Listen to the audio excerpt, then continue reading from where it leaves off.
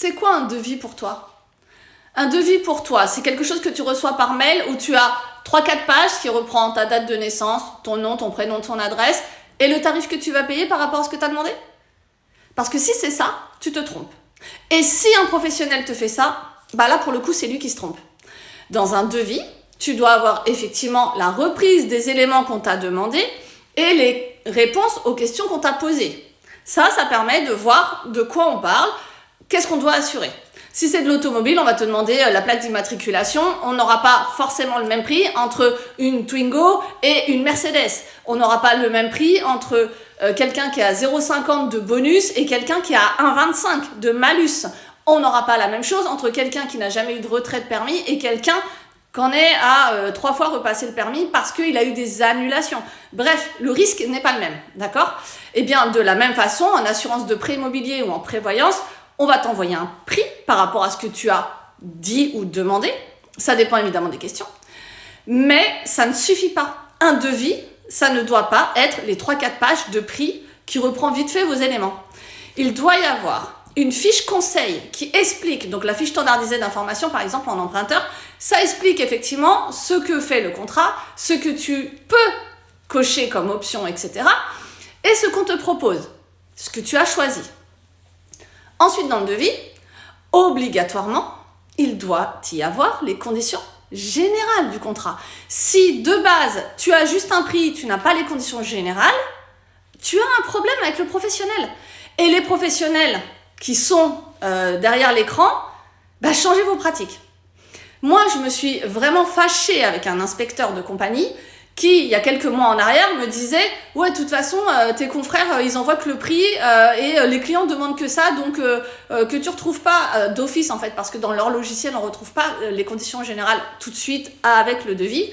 On est obligé de faire une manip, de ressortir du devis, d'aller dans la bibliothèque, d'aller chercher les conditions générales, donc ça prend du temps quand même, et je trouve ça pas du tout intuitif. La réponse est oui, les confrères, ils font autrement. Franchement, les confrères... voilà, à partir du moment où ils font bien leur taf, j'ai aucun problème avec ça. À partir du moment où on a un souci et qu'ils ne donnent pas les pièces, là par contre on va pas être copains, c'est certain. Mais par contre, effectivement, cette mauvaise pratique de leur logiciel, je trouve que ce n'est pas intuitif non plus pour le professionnel qui vient de se lancer, qui sait pas effectivement toutes ces manipulations de savoir qu'effectivement un devis sans condition générale, ça n'a aucune valeur.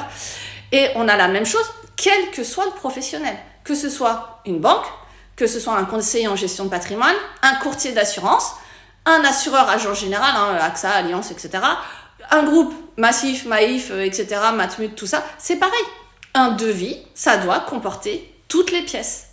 Parce que comment tu fais pour comparer en fonction des exclusions, sur les options, sur le fait, par exemple, un emprunteur, est-ce que c'est indemnitaire ou forfaitaire?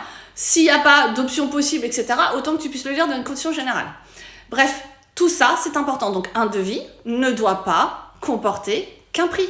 Celui qui me dit « Tiens, Delphine, j'ai eu un devis, est-ce que tu peux regarder ?» et qui m'envoie que le prix, on a un problème. J'ai une cliente qui m'a demandé 2 choses hier. Elle m'a demandé de regarder la prévoyance et la santé et elle m'a envoyé le devis de la concurrence. Il y avait juste un prix, quoi. Il n'y a pas les conditions générales.